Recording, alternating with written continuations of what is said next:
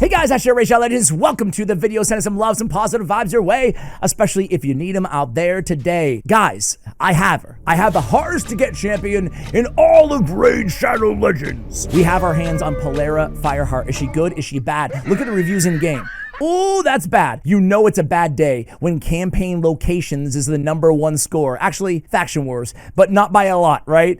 Oh my word. This was supposed to be the Lydia of Faction Wars hard mode. And we all know, what am I doing, Knights Revenant? We all know that Lydia is S tier, right? She's insane. She still is to this day, years later. Siren's Wail is amazing. Originally, a portion of the player base, a vocal portion of the player base, wanted her nerfed before anybody even had her when she was originally added because of the Death Hold passive, which is still powerful, especially in some areas, Ice Golem, Arena, a Frost Spider, right? But really, the Siren's Wail is one of the best abilities in the game, and the rest of her kit is good too. But we were expecting that. What we got is the Chronicler Adolin of Mythicals, but I don't hate her, even though the reviews are this bad. Now, coincidentally, HellHades.com has her at a 5 out of 5, a perfect rating. So like a lot of things in life, maybe the truth lies somewhere in between, right? First off, look at her base stats, how awful they are. 104 base speed, 1500 HP, 15k, HP, 1500 attack, 1300 defense. She scales off of a defense and attack. She has godlike damage ratings, by the way, on her A1 or A2 and her A3. You can check out the multipliers right there. I won't read them all to you, but decent damage. But it's 2-source damage. It's kind of weird, though, the way, like, I can't recall a 2-source damage champion with defense attack, like with this sort of a ratio. It's very interesting. So you kind of want attack percentage and defense percentage as much as you can get of both, right?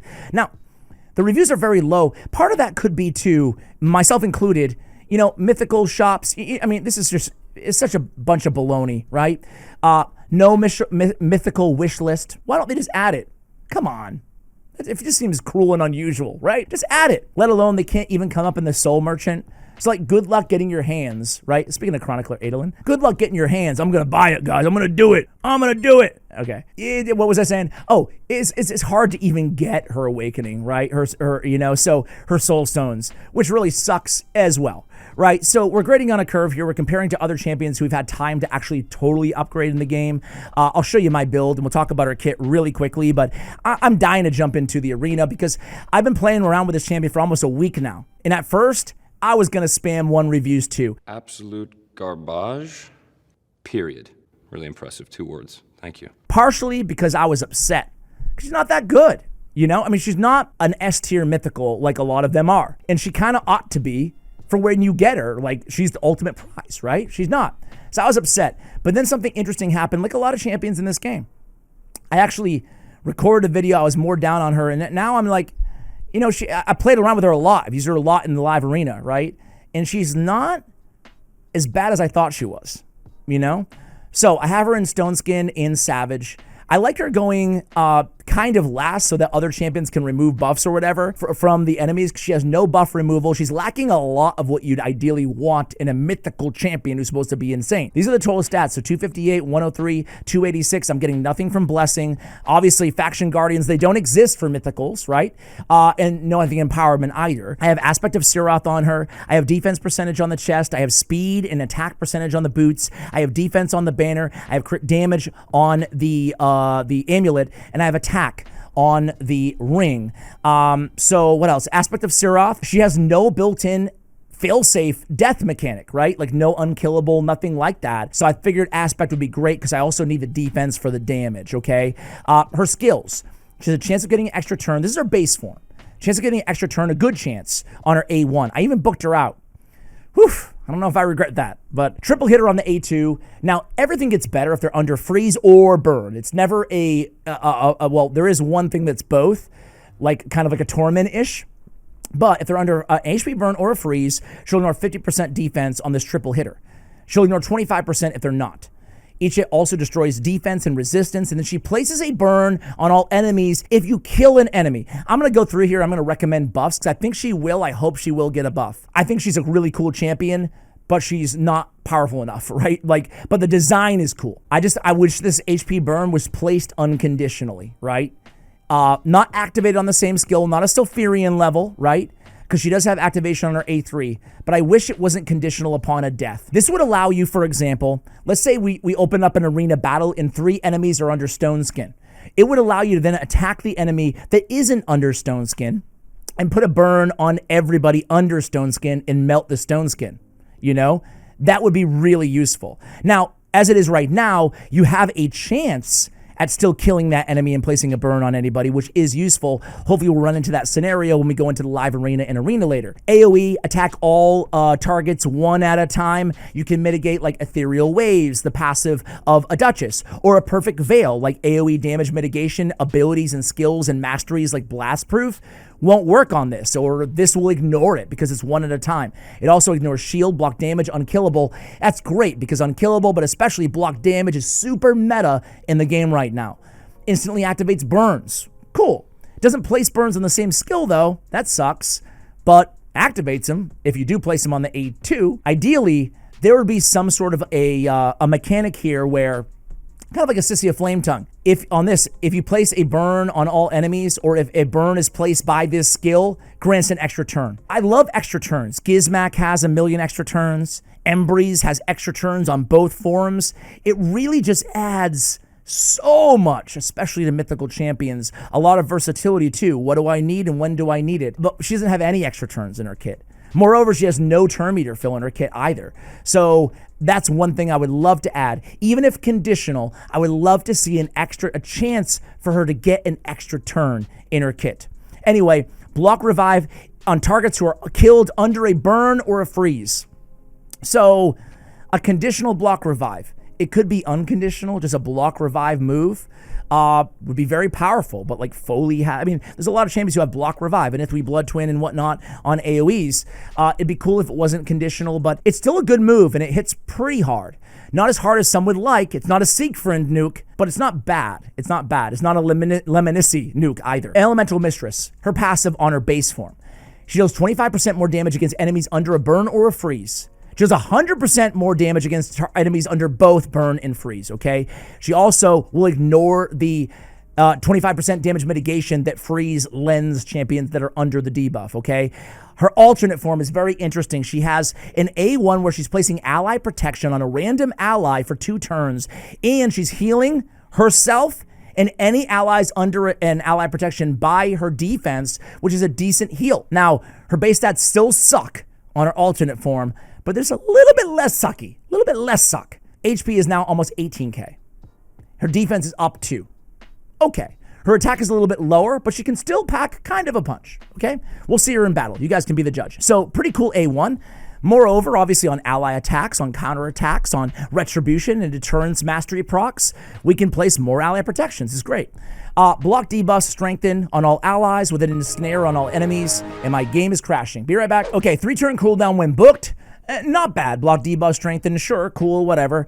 Ensnare on all enemies for 2 turns. Can't be resisted by enemies under 8 HP burn or a freeze. You really don't need accuracy in your kit because Ensnare is an alright debuff. It's very niche. Ensnare, for those who don't know, it's kind of a newer debuff in the game. There's 2 versions, 50% and 100%. It's either 50 or 100% mitigation of all turn meter boost effects. So if, Arbiter is under an Ensnare and then she goes to turn meter boost, she won't fill her turn meter under 100% ensnare. No turn meter boosting. So it's not a bad debuff, but it is very niche.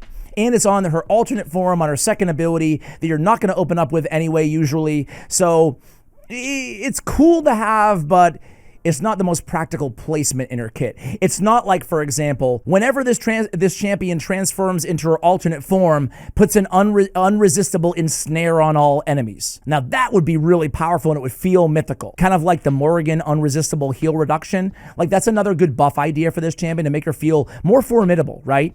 It's still not like OP busted, certainly not. But it's like, okay, this is a factor here, This right here, it's okay, right?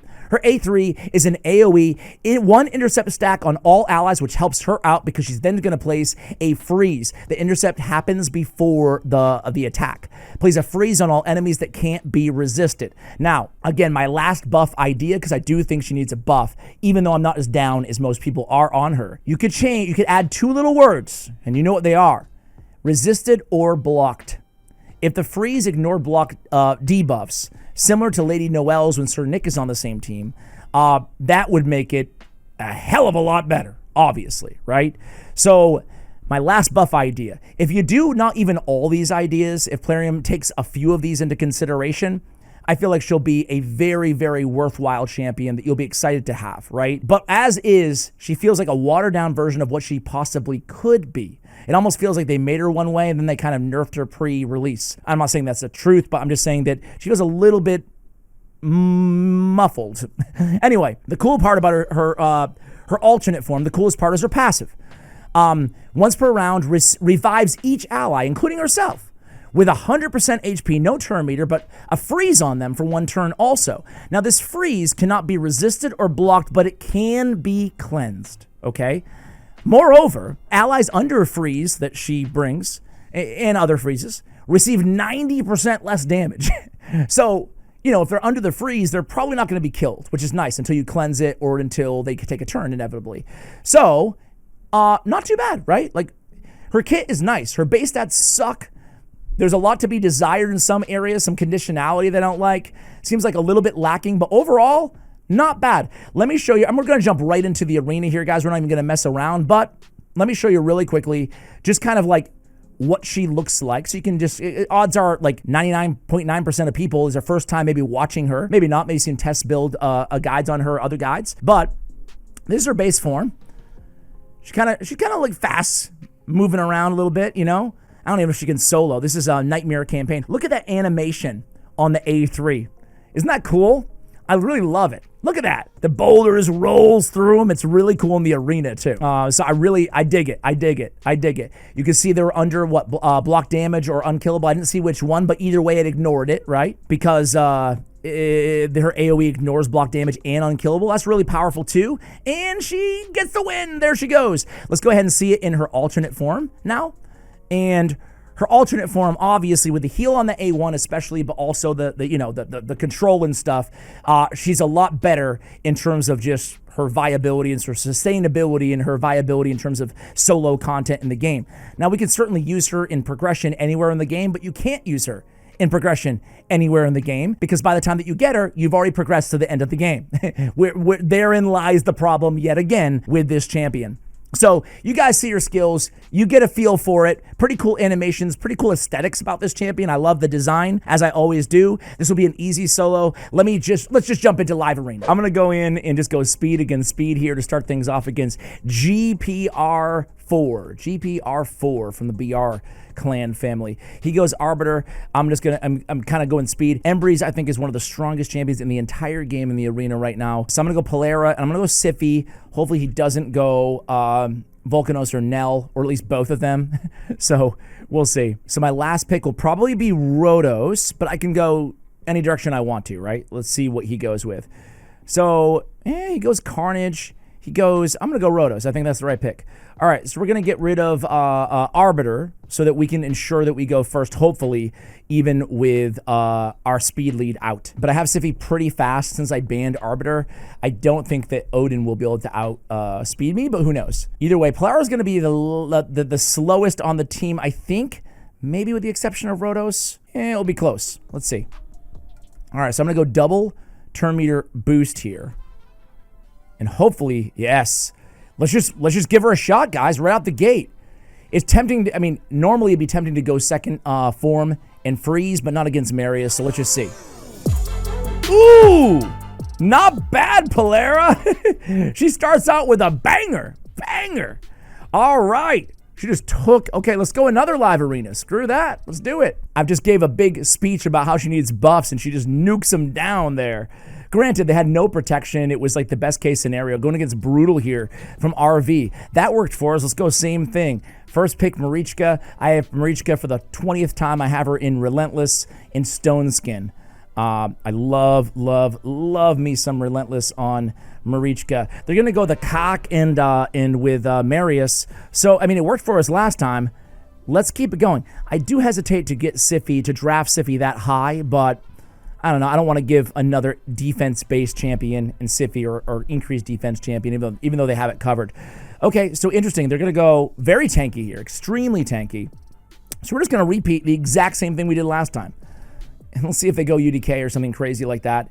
Or Embreeze. I don't know. They can kind of go in any direction here. Support, revive, damage, control, buff removal, Calvalax. Well, we're going to get rid of Calvalax. It's going to ban my Marichka. And then we're going to go for the go first. But we're not going to be able to turn meter boost with Lazarius. We'll have to turn meter boost with Siffy. We'll have to try to remove Stone Skin with Lazarius instead. So let's see how this all plays out. I like having her go last on my team because she doesn't have buff removal. I need the setup there. So, I mean, there's not much we can do here at all, right? I guess we can remove the block damage from Marius. And then we can go in, buff up my team, get some turn meter fill. So she's actually going to go right now. But there's not much. This is one of those weird situations where there's really nothing we can do here, right? I mean, sure, we could probably kill Marius. We'll test it out. But we're not going to go AoE, Stone Skin, block damage. Let's go A2. Hey, at least we can get some burn on the Stone Skins. So, you know, some utility right off the gate there, right? I mean, not in this case. But now it's kind of nice because it opens the table for us to turn meter boost with Lazarius because Marius is dead.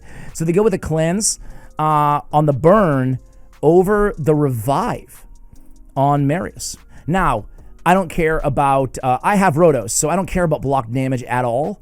I do care about Stone Skin, but she's a single target reviver. We're still going to go ahead and do that. And then there's nothing I can do here, so I'm just going to A1 against White Queen. Again, kind of same vibe.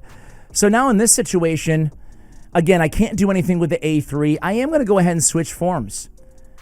This is nice now, because now we can take advantage of the passive. Now we get a free revive on everybody, right? So even though I can't use the freeze right now, I can use get the strengthen on my allies. Sure. Block buffs refreshed. Absolutely. All right, so they're going to go with the cock. They're going to go into, they're just going to go into second form and try to remove my buffs with the A3. There it is. Big damage, but we get the revive on everybody, right? Now they're revived and they're frozen, but keep in mind, with that freeze, we get all that damage mitigation as well, right? 90% less damage. I'm going to try to work my way through this Stone Skin. We get all the extra turns anyway, so we're going to easily, I mean, look at this. If I can get through this, guys, I don't know. 3 turns in a row? Nope. We went for it. Probably shouldn't have went with Fated Destruction, but we pushed it. Now they're thinking, who do I want to revive here? I would revive Marius, I guess. I don't know. Okay. I'm actually going to go ahead and, because they didn't revive Marius, I have some flexibility here. I can go A2 on Lazarius, or I can try to kill one of them and decrease the cooldown. But since she just used a revive anyway, the right answer is A2. Remove buffs, place block debuffs. Big nuke coming in, but I have the revive still. This is her And Brutal was like, I am all set with this crap. So, crit rate, crit damage, zeal. Nah, don't need it. Attack, sell it, and then attack with crit rate. Let's just see if we can get the crit rate here. I'm always silver broke. Maybe, I don't know. I don't want to talk. You ever do that? You ever talk yourself into this crap? Then you find it later on, and you're like, what was I doing with this? All right, let's do another battle. I'm actually having fun in Live Arena, and you're honestly seeing a lot of the utility. Derek S. 1985, Disturbed in Rejected, I think, or Dejected or Rejected. All right, let's see what he does here. I gotta say, if it's not broken, don't fix it. So I'm just gonna keep going with the same roster here. Nice synergy as well, right? So he goes Armons, again, gonna try to win the speed race. I might not always go Rotos. I might go Embreeze or Volcanos. Volcanos and Carnage. Kind of my rotation lately on the account, you know? Let's see what he does here. We'll go into Classic Arena after this. Just mess around a little bit more with some fun Sacred Order comps around this champion. It could be fun. I'll come back when they draft. And they go Marichka. Probably would have been my second pick, I guess. Maybe Lazarius. I don't know. Anyway, here we go. Let's see if we can go for 3 in a row to start out this playtest. And I think it's cool because on that first battle, you saw the potential in this champion. You saw what she can do on the nuke side of things. It's not, again, it's not that great. They were so unprotected and fairly squishy, that first match. It's always anecdotal here, right? But it wasn't that bad either. And then on the second battle, you saw her alternate form on those revives and how handy that came into play, of course, as well, right? Let's go ahead and remove some buffs here with the A2. And then Rose will get cleansed if he does get a turn, but nope, that hurts. So Siegfried, I mean, it's okay. He uses his A3, nothing really came of it. I mean, he killed Rhodos, of course, but I can revive him. Let's go in with the nuke. So we don't want to, well, we're not going to be able to kill him anyway, but I don't know. Do you guys want to, you know what? Well, no one's under burn or freeze, so I think it's right. I think we go under with the A3. Ooh. I mean, damn. That's not that bad. I can't lie to you guys. It's not that bad. All right, let's go in. Let's go. Oh, gosh. Let's get Taurus out of here. Just so he doesn't take a turn. Let's start chipping away at Star Sage. All right, let's get the buffs up from Siphi. Now we can kind of, on this go-round, we can try to kill Star Sage with the A2. Or we can just switch forms. So let's go A2 there.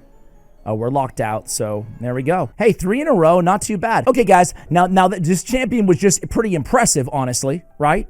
But now's the downside. I'm going to go into live arena. This is an all Sacred Order team. I got Lady Noelle, I got Sir Nick, I've got Falmond, and I've got her, Polara.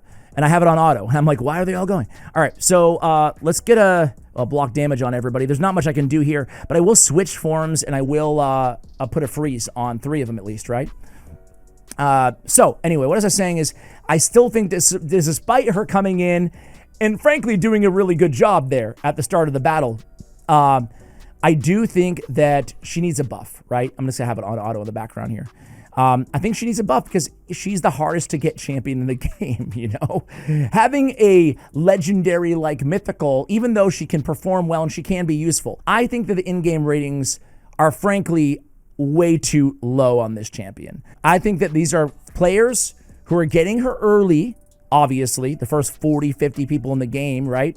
Who are super underwhelmed and wanted a massive game changer, right? They wanted a Star Sage Galathier. The Lydia of Mythicals is what they expected. Instead, they got a decent Mythical, but whose damage isn't as good as it could be, who doesn't have any extra turn mechanics like Gizmac and like Embreeze and like half the other Mythicals in the game, right? And she just feels very legendary, which is not the worst thing in the world, but it's not the best thing in the world, right? So I understand the frustration of those players. It's like getting a Doom Tower champion like...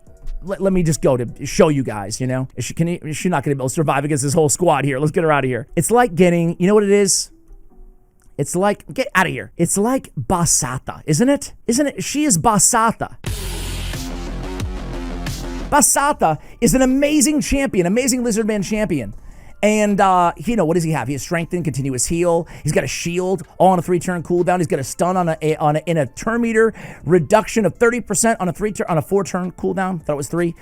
He's got a really cool passive where he has the Stun that can't be resisted or blocked when an enemy is revived. Very cool kit, but no one really uses him because by the time that you get him, one of the last Doom Tower hard champions, you don't really need him outside of restrictive content.